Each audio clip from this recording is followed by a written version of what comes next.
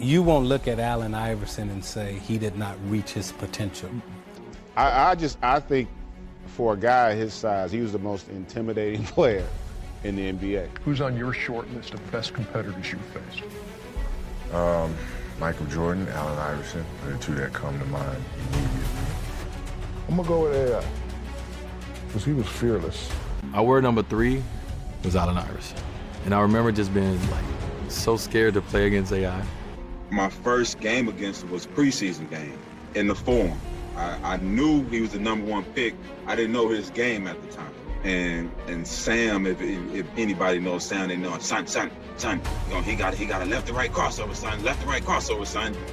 And when I tell you that, man, AI hit me with that left to right crossover, and I was still going right, and he was like 5 feet going. I was still going to my right, and he was like going to my left. I could hear Sam. He just dying laughing. So the next play down the court, I get on the island again. Same exact move, the left to right. And I'm over here, and I said, what the hell is he doing? Hard he had every night. He used to wear hockey pads. You know the pads that go, you guys probably wore them too, the pads that go all the way around you. I used to see him after games, bruised, banged up, and his only thing was, yo, Webb, I gotta go hard. You know, if they watch me, this is the first night, this might be the first time anybody's ever come see me play. It's just an honor to watch that guy play, man. I'm proud to say I played with him. I mean, you think about a guy 6 foot, 160 pounds.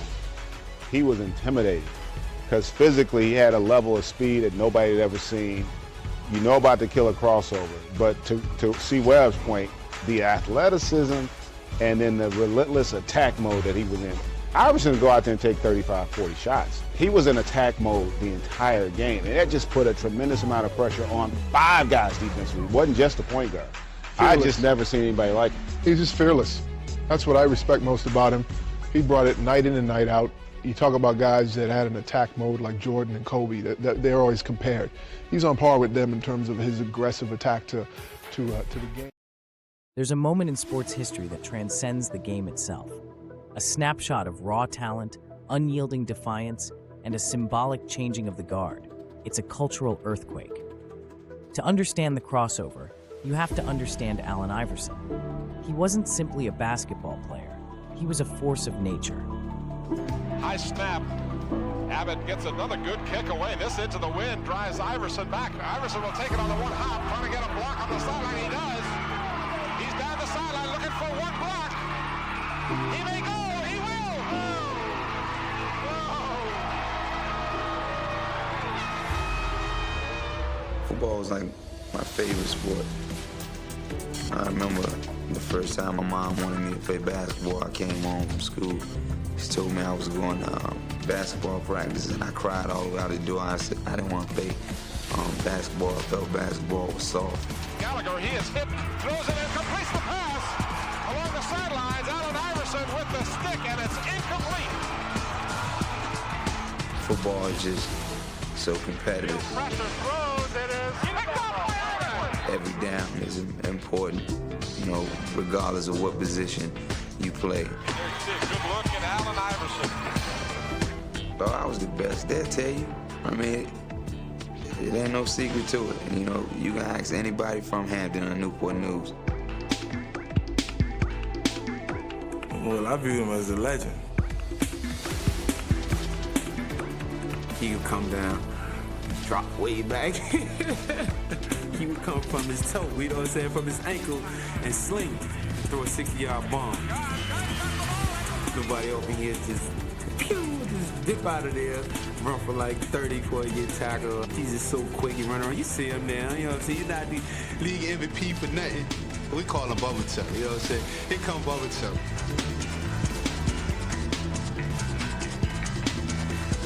Allen and I, you know, we were the same age, we compete, we was like, you know, rivalry. To the inside, he's got the center quicker. He may go all the way. This is what happens. Allen Iverson, Bubble Chuck has just returned the kickoff. Now when I tell my teammates that I was better in football than I am in basketball, they like, go ahead, man, I don't believe that. You know, it's just hard to believe. But, you know, I know in my heart that I was a better football player. Now throws, and he completes it to Kirk. I never wanted to play basketball, I always wanted to be a football player. And I just think football is the best. His high school story reads like a gritty drama, a star athlete in football and basketball, but tangled in a bowling alley brawl that led to a controversial conviction and jail time. That's Allen Iverson. For this transcendent high school athlete, everything changed on Valentine's Day, 1993.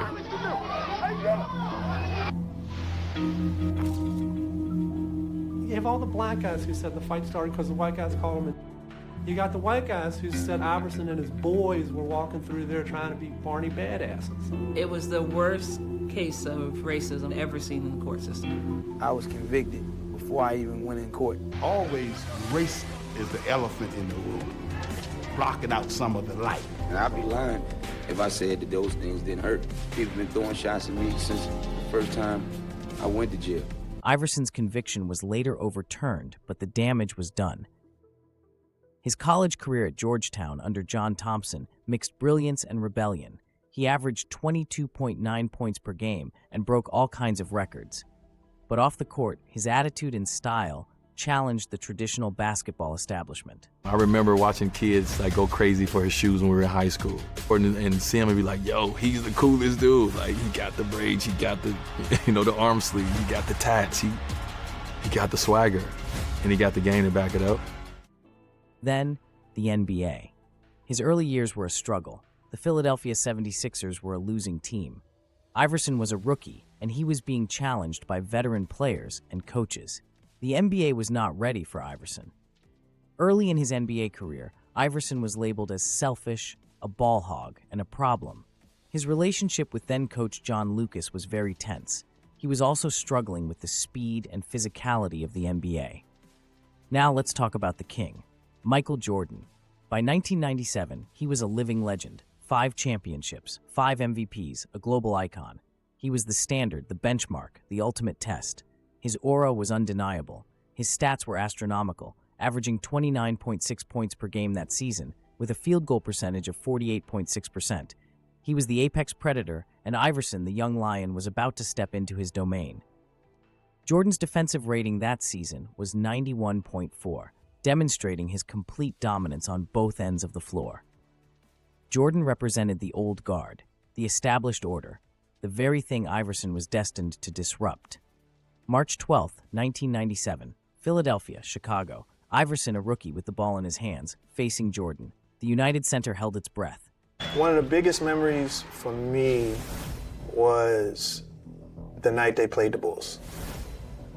I was there when he crossed up MJ, and everybody was waiting for that matchup the whole night.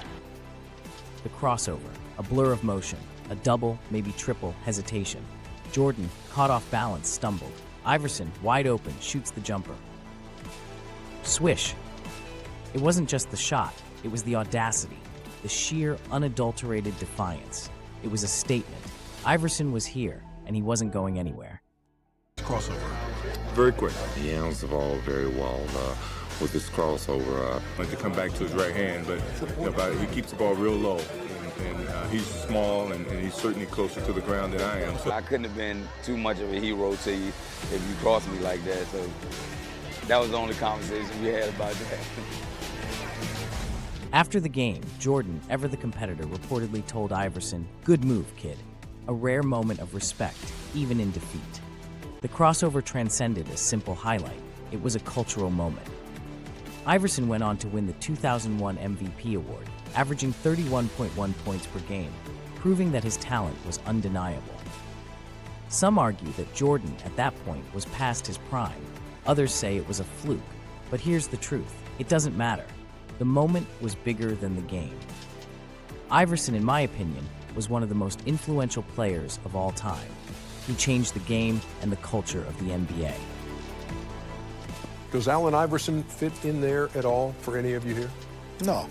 No, I don't think so. He reached it to. He maxed out. He maxed out. I don't think there's any guard that size other than Isaiah that's going to have that career.